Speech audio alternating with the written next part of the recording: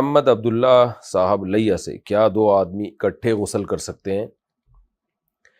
کسی بھی شخص کے لیے اپنا سطر کھولنا، ناف سے لے کے گھٹنا یہاں تک کا علاقہ کسی کے سامنے کھولنا جائز نہیں ہے۔ تو اگر کپڑے پہن کے غسل کر رہے ہیں تو ٹھیک ہے، اگر سطر کھل جاتا ہے تو پھر حرام اور ناجائز ہے۔ ایوب خان مردان سے، میں اپنے دوست کے ساتھ پارٹنرشپ پہ فصل لگانا چاہتا ہوں، فصل اگانا چاہتا ہوں، پیسے میرے ہوں گے اور محنت اس کی، اس پہ میں جو خرچہ کروں گا یعنی زمین کا ایجار، مزدور کی مزدوری وغیرہ، منافع آنے پر میں یہ خرچ کیے ہوئے پیسے پہلے لوں گا، بعد میں منافع تقسیم ہوگا، یا یہی خرچ کیے ہوئے پیسے لیے بغیر منافع تقسیم ہوگا؟ نہیں، جو پیسے آپ نے خرچ کر دیے تو پروفٹ تقسیم ہوتا ہے، جو انویسٹمنٹ میں جو اصل اماؤنٹ ہے وہ کبھی تقسیم نہیں ہوتا، وہ پہلے نکالا جاتا ہے، پروفٹ کو پھر آپ ڈیوائیڈ کریں گے۔ اگر آپ پارٹنرشپ پہ آپ فصل اگانا چاہ رہے ہیں تو منافع میں سے آپ طے کریں گے، جی اتنے فیصد تمہارا اور اتنے فیصد میرا۔ پاکستان سے کسی نے پوچھا ہے، کیا ٹیکس نہ دینے سے آمدن حرام ہو جاتی ہے؟ میں نے ایک مشہور اسکالر کا کلپ دیکھا تھا، انہوں نے کہا ہے کہ حرام ہو جاتی ہے، آپ کی کیا رائے؟ زکوٰۃ نہ دینے سے بھی آمدن حرام نہیں ہوتی، تو ٹیکس تو کیا چیز ہے پھر وہ؟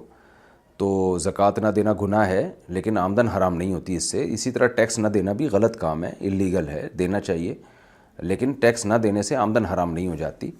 دوسری بات یہ کہ ٹیکس اگر آپ دے رہے ہیں تو گورنمنٹ پر لازم ہے کہ وہ ٹیکس کو صحیح جگہ استعمال کرے۔ ٹیکس کے چند اصول ہیں۔ نمبر 1، گورنمنٹ پر لازم ہے کہ وہ ہر ایک پر ٹیکس اس کی آمدن پہ نہ رکھے، بلکہ آمدن اور ایکسپینسز، ایک آدمی کی فیملی بڑی ہے تو دیکھے کہ اس کی انکم اتنی ہے، خرچہ کتنا ہے۔ ہمارے ملک میں بہت ہی بیہودہ نظام ہے ٹیکس کا۔ جو کروڑوں اربوں روپے کمانے والے تاجر ہیں ان کا ٹیکس عام طور پہ بنتا ہی نہیں ہے، اور جو بیچارہ سیلری پہ ہے نا اس کا ٹیکس تو لازمی اس کو دینا ہے، اور وہ ٹھیک ٹھاک ٹیکس ہوتا ہے۔ تو بیہودہ نظام ہے، انتہائی غلیظ اور پلید جسے کہتے ہیں۔ اور پھر وہ ٹیکس استعمال کہاں ہو رہا ہے آپ کو پتہ ہے، ساری دنیا کو پتہ ہے پاکستان میں ٹیکس کس کی جیبوں میں جا رہا ہے۔ میں نہیں کہہ رہا سارا غلط استعمال ہو رہا ہے، بہت ساری صحیح جگہوں پہ بھی جا رہا ہے، لیکن سب کو پتہ ہے کہ کیا ہو رہا ہے اس سے۔ جو بدحالی ہے ملک کے اندر، ٹیکس صحیح استعمال ہوتا تو یہ حالات تھوڑی ہوتے۔ میں یہ بات مانتا ہوں کہ پاکستان میں ٹیکس بہت کم ہے دوسرے ملکوں کی نسبت، یہ ایک بہت ہمارے لیے سہولت کی بات ہے، لیکن وہ ٹیکس غریبوں پہ، مالداروں پہ زیادہ تر نہیں ہوتا۔ تو سسٹم ایسا ہے۔ تو اصولی طور پر ہر شخص اپنے مال کا مالک ہے، گورنمنٹ اس سے 1 روپیہ بھی نہیں لے سکتی، اور اگر ضرورت ہو گورنمنٹ کو لینے کی ملک چلانے کے لیے تو پھر بقدر ضرورت لے سکتی ہے، اور پھر بقدر ضرورت میں بھی معیار یہ ہونا چاہیے کہ انکم اور ایکسپینسز۔ ہمارے یہاں یہ نہیں دیکھا جا رہا کہ کس کی فیملی بڑی ہے، کس کی فیملی چھوٹی ہے، اس کی ذمہ داریاں کیا، ان چیزوں کا کوئی بحث ہی نہیں ہے۔ تو بس جتنی آپ کما رہے ہیں آپ کو دینا ہے، تو فضول اس طرح کا نظام ہے۔ اس میں یہ دعویٰ کرنا کہ جو ٹیکس نہیں دیتا اس کی آمدن حرام ہو جاتی ہے تو بالکل ہی لطیفہ ہے بہت بڑا۔ بہرحال میں ٹیکس کے خلاف نہیں ہوں کہ ٹیکس تو دینا چاہیے، اب ہمیں کیا پتہ یہ صحیح استعمال ہوگا غلط استعمال ہوگا، ہم اگر نہیں دیں گے تو جو رہی صحیح حالت ہے اس سے بھی ہم چلے جائیں گے۔ لیکن یہ کہ گورنمنٹ کو بھی سوچنا چاہیے، حکومت کو بھی سوچنا چاہیے کہ وہ ٹیکس کا استعمال کہاں کر رہی ہے۔ حافظ محمد امان انڈیا سے، ہماری مسجد میں اذان ہوتی ہے تو ہم اس کا جواب دے دیتے ہیں۔ اچھا، باہر ملکوں میں جو لوگ رہتے ہیں نا ان پر تو میں سمجھتا ہوں ٹیکس دینا لازم ہے، وہ تو یعنی لازم کا مطلب لازم تو یہاں بھی ہے، ان پر تو بہت سخت پابندی ہے، اس نے کہ انہوں نے تو ایگریمنٹ کی ہے وہاں جب جاتے ہیں رہتے ہیں، اور پھر وہ ٹیکس استعمال بھی صحیح جگہ ہوتا ہے، اور وہ گورنمنٹ سے وہ فری پھوکٹ کی سہولتیں بھی دبا کے اٹھاتے ہیں۔ تو وہاں ملکوں میں تو میں بہت جاتے ہی بیان ٹیکس پر ہوتا ہے میرا کہ تم ٹیکس کیوں نہیں دیتے، لیکن ان ملکوں میں جہاں ٹیکس کا استعمال ہی نہیں ہے، جہاں کرپشن اتنی ہے، اور جہاں جو ہے وہ گورنمنٹ کے جو حکومتی اہلکار ہیں ان کی جیبوں میں جا رہا ہے ٹیکس۔ آپ دیکھ لو سندھ کی حالت تو دیکھیں آپ جا کے ذرا، کتنا ٹیکس لیا ہے، اور روڈوں کی حالت دیکھیں آپ، کراچی میں کتنا ٹیکس ہم دیتے ہیں، روڈوں کی حالت دیکھیں، جو گورنمنٹ ہمیں گٹر کے ڈھکن نہ دے سکے وہ اس کو شرم نہیں آتی ہم سے ٹیکس مانگتے ہوئے، تو پھر بھی ہم دیتے ہیں اور لوگوں کو حکم دیتے ہیں کہ بھائی ٹیکس دو، آپ اپنی ذمہ داری پوری کریں، گورنمنٹ پوری کرے نہ کرے وہ اس سے آخرت میں سوال ہوگا۔ لیکن یورپ امریکہ میں وہاں پر تو میں لوگوں کو جاتے ہی بیان، اور میں نہیں، بہت دیگر جو علماء گئے ہیں وہ بھی کہتے ہیں کہ بھئی آپ وہاں پر تو لازمی، کیونکہ وہ ٹیکس صحیح جگہ استعمال ہوتا ہے۔ تو اللہ ہمارے حکمرانوں کو ہدایت دے۔ جس دن کراچی میں گٹر کے ڈھکن لگ گئے نا تو پھر جو ہے نا وہ زکوٰۃ کی طرح ہم فتویٰ دے دیں گے کہ بھئی ٹیکس لازمی دیں. تو جو گورنمنٹ لوگوں کو جان کی حفاظت نہ کر سکے, گٹر کا پانی پلا رہی ہے. آپ یہ جو لائن کا پانی ہے نا جو گورنمنٹ فلٹر کر کے آ رہی ہے, گورنمنٹ سے گزارش ہے خدا کے لیے فلٹر نکال لیں, کیونکہ جو فلٹریشن کا جو سسٹم گورنمنٹ نے لگایا ہے نا, تو پانی تو فلٹر ہوتا ہے, فلٹر کبھی بھی فلٹر نہیں ہوتا. وہ جو لگا دیا اس میں چوہے چھپکلیاں فلٹر ہو رہے ہیں, پھر وہی نیا پانی اس سے فلٹر ہو کے آتا ہے, وہ اور گندا ہو جاتا ہے. تو بہتر ہے ہب ڈیم سے خود ہی جا کے پانی لے آیا کریں آپ, یا نہروں سے ڈائریکٹ نکال لیا کریں, وہ کم گندا ہوتا ہے. گورنمنٹ سے جو فلٹر ہو کے آ رہا ہے نا وہ زیادہ گندا ہوتا ہے, آپ ٹیسٹ کر کے دیکھ لیے گا.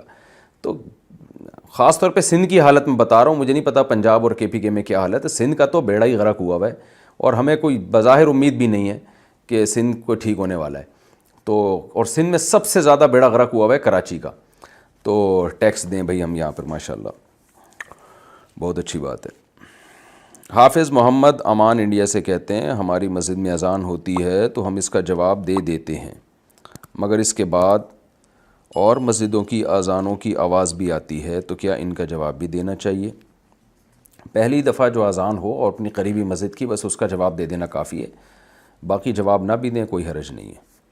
محمد شعیب صاحب کراچی سے پوچھتے ہیں الکوہل والا پرفیوم لگا کر نماز ہو جاتی ہے یا نہیں؟ کیونکہ سعودی عرب میں بھی پرفیوم جو ملتے ہیں ان میں بھی الکوہل ہوتا ہے, ہو جاتی ہے نماز, اس سے کوئی فرق نہیں پڑتا.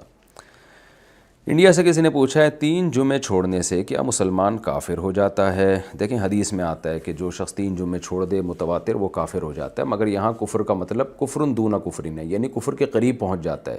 دیگر احادیث کو ملایا جائے تو یہی مطلب بنتا ہے. تو جمعہ تو ایک چھوڑنا بھی گناہ کبیرہ ہے, 3 چھوڑ دیں وہ تو پھر اس بات کا امکان ہے کہ اللہ اس سے ایمان کو سلب کر لے گا. کفر کا مطلب یہ ہے, کیونکہ اتنے بڑے حکم کو اس نے اتنی ڈھٹائی کے ساتھ توڑتا رہا ہے, تو اس کا مطلب اس کے دل میں تو ذرا سی بھی ایمان کی رمق نہیں ہے. آپ دیکھیں نا, گرے سے گرا انسان بھی, مسلمان بھی جمعہ پڑھنے چلا ہی جاتا ہے, تو جمعہ بھی پڑھنے نہ جا رہا ہو تو اس کے بارے میں خطرہ ہے کہ وہ بے ایمان ہو کے مرے گا, اس کے دل میں ایمان کی رمق ختم ہو سکتی ہے. اس لیے اگر کسی نے ایسا کیا فوراً توبہ کرے اور جمعے کی نماز پابندی سے ادا کیا کرے.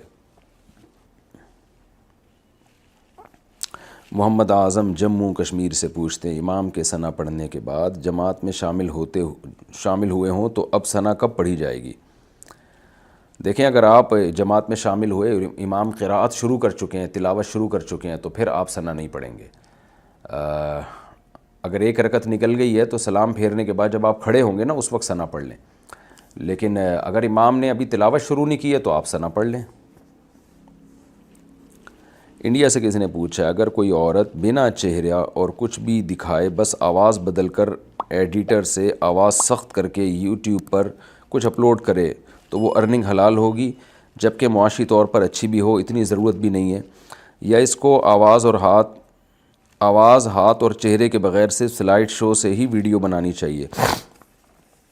دیکھیں احتیاط تو یہی ہے کہ عورت سلائیڈ شو سے ویڈیو بنائے, اور لیکن اگر وہ ایڈیٹنگ کر لیتی ہے تو کر سکتی ہے وہ, یا ویڈیو بنا کے اگر عورت ڈال بھی دیتی ہے نا اپنی ہی آواز کے ساتھ بغیر ایڈیٹنگ کے بھی, تو اس سے ارننگ حرام نہیں ہو جاتی. اب اس میں عورت کی آواز میں کس کو کتنے فتنے کا اندیشہ ہے وہ تو ایک الگ مسئلہ ہے, اس عمل کو اپریشیٹ نہیں کیا جائے گا. جوان عورت کو چاہیے بلا ضرورت اپنی آواز کا بھی پردہ کرے, لیکن اگر وہ ایسا کر لیتی ہے تو ارننگ کا اس سے حلال حرام کا تعلق نہیں ہے, ارننگ بہرحال حلال ہوگی. لیکن یوٹیوب کی ارننگ کے بارے میں یہ ذہن میں رکھیں کہ یوٹیوب کی جو ارننگ ہے اس میں سے کچھ فیصد صدقہ کرنا لازمی ہے. کچھ لوگ 5% کہتے ہیں, کچھ 10% جو ماہرین ہیں, کچھ 2.5% کہتے ہیں. اس کی وجہ یہ ہے کہ اس میں یوٹیوب میں نا کچھ حرام ایڈ بھی آ جاتے ہیں جو ناجائز ہوتے ہیں, تو اس کی وجہ سے کہا جاتا ہے.